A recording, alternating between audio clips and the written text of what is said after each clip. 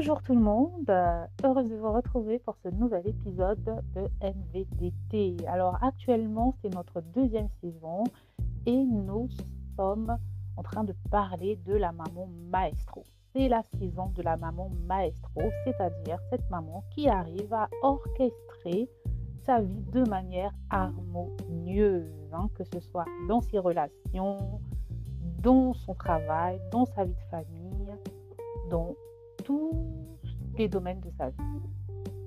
Et pour tout orchestrer de manière harmonieuse, la première base, c'est de savoir gérer le temps. Le temps, c'est une notion cruciale et le psaume 90 au verset 12 nous dit « Enseigne-nous à bien compter nos jours pour que nous passions enfin à la sagesse ». Et ce verset nous rappelle l'importance de reconnaître la valeur du temps et de l'utiliser avec sagesse. Alors, comment maximiser ton temps, maman, maestro? C'est ce dont nous allons parler aujourd'hui. Si tu m'écoutes pour la première fois, maman, je suis Luis, amoureuse de Christ, maman de 3 enfants et aujourd'hui, nous parlons gestion du temps.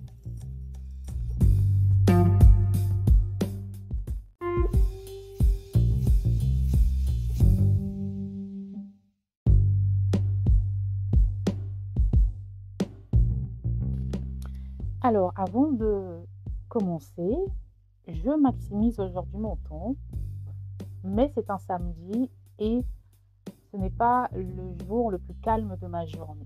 Mais parce que je sais que dans les semaines à venir, j'ai d'autres choses que je dois insérer dans mon emploi du temps, je choisis d'enregistrer un samedi avec les risques que cela peut comporter, donc c'est-à-dire des interruptions et la famille en background qui fait du bruit.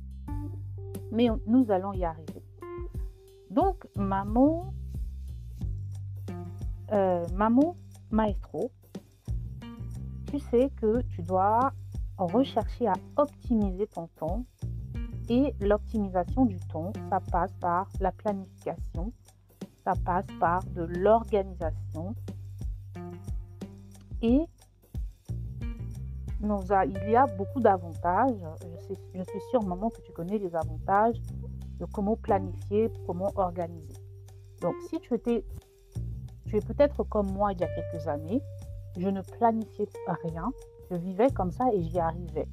Jusqu'au jour où les responsabilités sont devenues plus importantes et là, je me suis rendu compte que je ne peux plus avancer de la même façon. Je dois quand même planifier. Et je ne vais pas, maman, te donner aujourd'hui une recette qui va marcher à tous les coups pour tout le monde. D'accord? Mais tu vas essayer de t'organiser en fonction de ta réalité.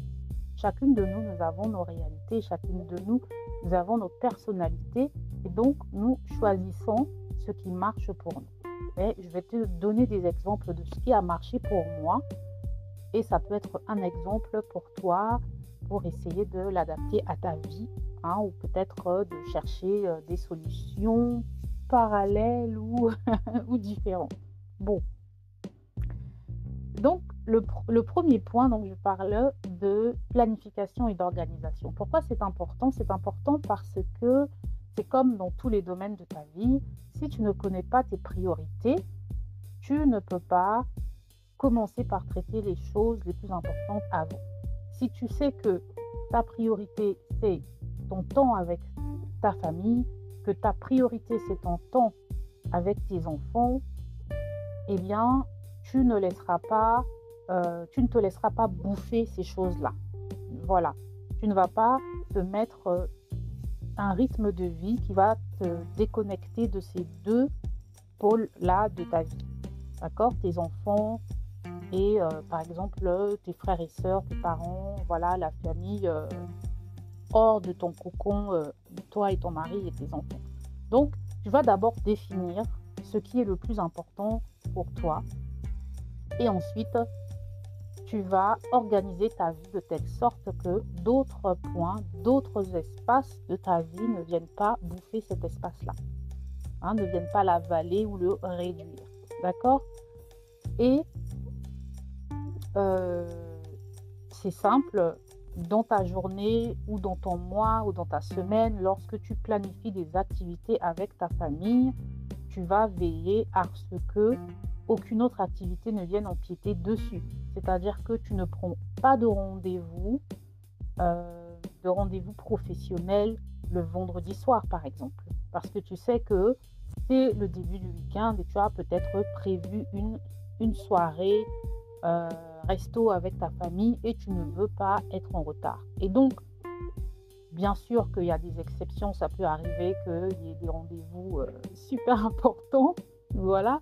Mais la plupart du temps, tu vas garder à l'esprit que ça, c'est mon jour pour ma famille. Le début du week-end commence et le vendredi soir, c'est la soirée resto avec mon mari et mes enfants, par exemple. Et donc, tu vas être intransigeante sur ce point-là et toujours essayer de voir si c'est vraiment si ce n'est pas possible de décaler les choses, de ne jamais rentrer tard ce jour-là pour t'assurer d'être avec ta famille. Et si tu es maman à la maison également, ça n'empêche pas que tu sois très occupée, mais que tes moments d'intimité avec tes enfants, que tu sois intransigeante et que tu n'acceptes pas des visites ces jours-là, à ces heures-là, par exemple. Voilà, donc tu planifies à l'avance et tu sais que, en général, tes amis vont savoir que, en général, maman n'est pas disponible ce jour-là. Elle passe du temps avec sa famille, etc., etc. Ça peut être, par exemple, tout le monde sait que le mercredi soir, tu as études bibliques avec d'autres femmes. Le samedi matin, tu as ta journée sportive et donc toute ta famille va s'organiser de telle sorte qu'ils ne vont pas t'imposer de devoir arrêter ces choses-là, tes activités précises. Donc, c'est important de planifier et d'organiser. Et comment également planifier et organiser? Ça peut être dans les plus petites choses. Par exemple, le menu. Organiser ce que ta famille va manger semaine par semaine ou au mois, ça va te permettre de gagner du temps et de gagner également aussi en argent parce que ça va t'éviter d'acheter ce dont tu n'as pas besoin et ça va aussi te faire gagner du temps dans ta maison, mais également tu vas moins errer dans les rayons des magasins en réfléchissant à ce que tu dois prendre, par exemple. Je me rappelle qu'à un moment, je me posais toujours la question, qu'est-ce que je vais cuisiner aujourd'hui? Qu'est-ce que je vais cuisiner aujourd'hui? Et mon mari m'a dit, pourquoi tu ne fais pas un menu et tu t'y tiens? Et au début, moi, j'avais la conception du menu et je me disais, mais ça va être un peu, comment dire, ça va être monotone de toujours manger à tel jour la même chose. Mais en fin de compte, pas du tout. On peut manger du poulet, cuisiner de différentes manières. La première semaine au four, la deuxième semaine faire peut-être du blanc de poulet grillé, la quatrième semaine, etc. Vous voyez, changer un peu. Et j'ai écouté le conseil de mon mari et j'ai commencé à appliquer cela. Donc, désormais, j'ai un menu affiché dans ma cuisine. Non seulement mes enfants savent ce qu'ils vont manger, mais en plus, moi, je m'assure, lorsque je fais mes courses, de toujours me réapprovisionner en fonction de ce que je vais cuisiner. Et ça me facilite également ma liste de courses de la semaine ou du mois. Voilà. Donc, là, c'est aussi autre chose. En fonction des foyers, vous pouvez vous organiser pour faire vos courses. Les grosses courses, en général, pour des denrées pas périssables, on va le prendre au mois. Ça dépend des personnes. Et pour des courses plus périssables, des choses qui se consomment aussi assez vite, on peut faire aussi des courses à la semaine. Donc voilà, c'est super pratique et ça va vous aider également à gagner du temps, à ne pas vous éparpiller, à acheter des choses que vous n'avez pas besoin. Parce que planifier un menu, c'est comme dans les restaurants. Un restaurant va avoir un menu et ça va lui permettre également de se spécialiser dans certains plats. Le restaurant sait exactement quels sont les ingrédients pour chaque plat et il sait comment s'approvisionner, où s'approvisionner, et ça permet une certaine structure, une certaine cohérence et une certaine organisation.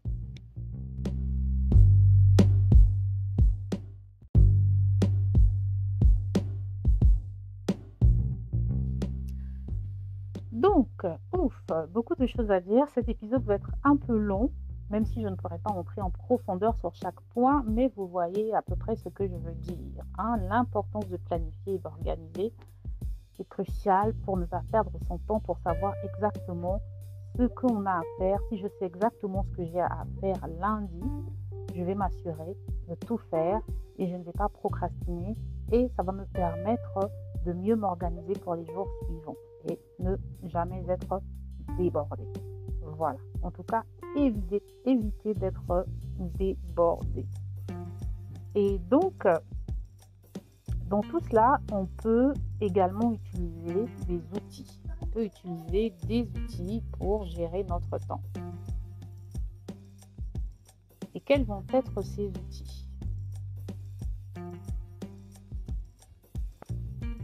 Moi, par exemple, j'utilise beaucoup mon téléphone. Certains vont utiliser des agendas parce qu'ils préfèrent écrire et qu'ils ont une mémoire visuelle qui va faire que lorsqu'ils écrivent, ils retiennent un peu plus.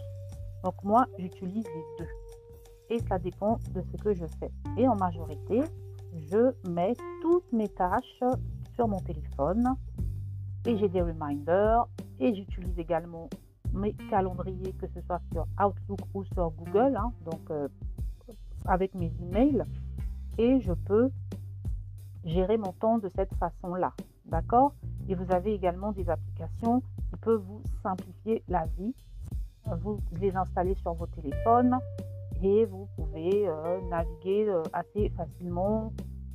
Si vous êtes très technologie, vous pouvez utiliser vos ordinateurs, etc. Et l'intérêt aussi des outils, voilà, c'est qu'ils vont d'essayer de rythmer votre journée. Voilà, si vous recevez des reminders à chaque fois, ça vous empêche de vous éparpiller ou de, par exemple, traîner dans la distraction qui ne porte pas de fruits. Voilà. Donc, un autre point, c'est éliminer les distractions. Donc, comment éliminer les distractions? On utilise nos téléphones, on utilise nos ordinateurs, on utilise les télés. On a beaucoup de distractions, surtout lorsqu'on est à la maison. Quand on est maman à la maison, on va peut-être avoir tendance à se poser dans son canapé et regarder la télé en oubliant de faire autre chose. Ou bien, on peut également, pendant que vous regardez votre télévision, c'est ce que beaucoup de femmes font, faire le linge, faire le ménage, etc. Donc maintenant, comment éliminer la distraction? Moi, j'ai par exemple une application sur mon téléphone qui me dit le nombre de temps que j'ai passé sur une application, le nombre de temps que j'ai passé sur YouTube, le nombre de temps que j'ai passé sur ma Bible et le nombre de temps que j'ai passé sur un jeu, par exemple. Et oui, je fais des jeux sur mon téléphone. Plutôt des jeux de Scrabble, des jeux de mots, des jeux pour faire fonctionner un peu mon cerveau. Parce que j'ai souvent du mal à retenir les choses. Et donc, je fais des jeux qui me permettent de travailler ma mémoire visuelle également. D'accord? Mais il peut arriver que je passe trop de temps dessus. Donc, ce que je fais, c'est que je compare. Lorsque je regarde le nombre d'heures que j'ai passé sur un jeu, je peux me dire stop. Vous voyez? Et ces applications-là sont assez pratiques parce que moi, ce que j'ai, c'est Screen Time. Ça me dit, par exemple, que j'ai passé un certain nombre d'heures sur mon téléphone. Ça veut me dire sur WhatsApp, j'ai passé combien de temps. Sur YouTube, j'ai passé combien de temps. Sur ma Bible, j'ai passé combien de temps, etc. Vous voyez? Donc, après, la Bible, ça va être... comment je vais juger? C'est que je ne lis pas que ma Bible sur mon téléphone. J'ai aussi une version papier, donc c'est sûr que pour le coup, ça ne va pas traduire vraiment la réalité. Mais vous pouvez utiliser ce genre d'outils pour éliminer les distractions. Trop de distractions nous rendent un peu stériles. Ou lorsque vous voulez vous distraire, les mamans, parce que ce n'est pas interdit de se distraire, mais même lorsque vous voulez rire essayez de choisir des distractions qui vous apportent de la valeur ajoutée. Par exemple, si vous prenez des one-man shows, les personnes les plus à succès, ce sont des personnes qui font rire, mais qui ont derrière un message. Donc, quelque chose qui vous apprend une leçon et qui vous fait avancer. Si par exemple, pour celles qui se coiffent toutes seules, si par exemple je dois me faire mes cheveux et que je me coiffe toute seule, je vais veiller à, plutôt que de n'être que là à me tresser les cheveux, c'est très bien, je suis concentrée, mais je peux également rajouter de la valeur à cet instant-là et écouter par exemple soit une prédication chrétienne, soit écouter une émission, ça peut être un point de l'actualité. Maman, par exemple, tu aimerais en savoir un peu plus sur les BRICS, tu aimerais en savoir un peu plus sur comment ça s'appelle, sur la CEMAC par exemple.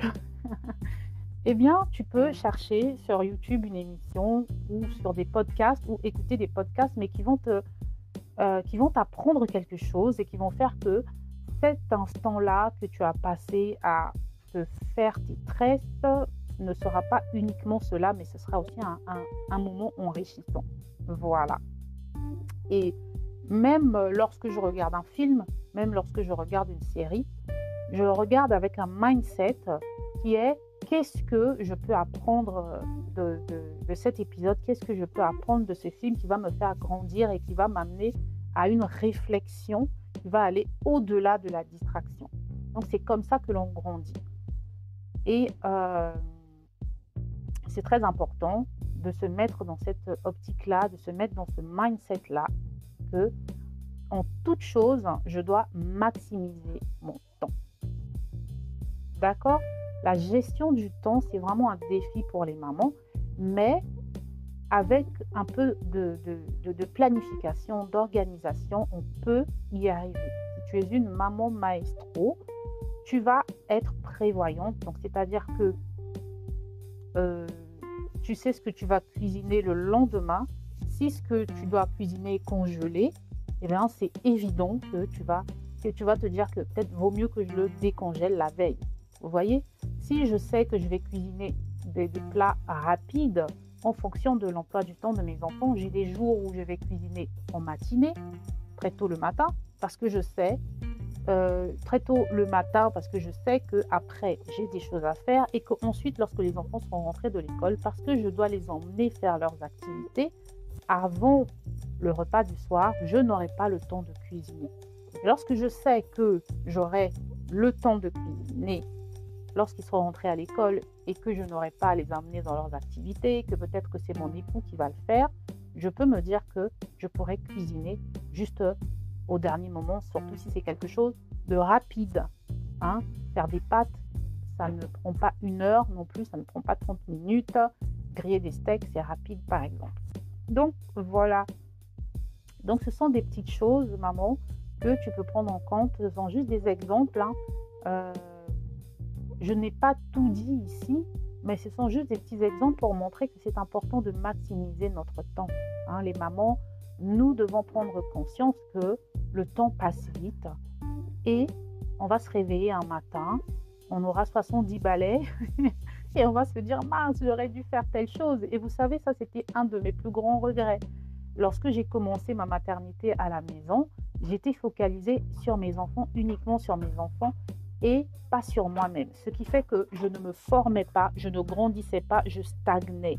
Et j'ai été dans cet état de légume pendant longtemps, sans m'en rendre compte, pendant longtemps. Et c'est mon mari qui me disait, mais tu devrais apprendre telle chose, tu devrais faire ci, tu devrais faire ça. Qui essayait de me titiller un peu, le pauvre. Et ce n'est que très tard que je me suis rendu compte, mais il a raison. Mais qu'est-ce que je suis en train de faire ? Il y a eu comme un sursaut, comme un réveil, quoi. Et les mamans, je vous en conjure, ne restez pas comme moi, je l'ai été pendant des années. Oui, c'est très bien de se focaliser sur ses enfants, mais il faut également grandir, il faut également se cultiver, il faut également avancer pendant ce temps-là que vous êtes à la maison. Profitez-en, vous avez du temps, vous pouvez vous former. Et je me disais, mais si j'avais commencé une chaîne YouTube à l'époque, aujourd'hui, vous imaginez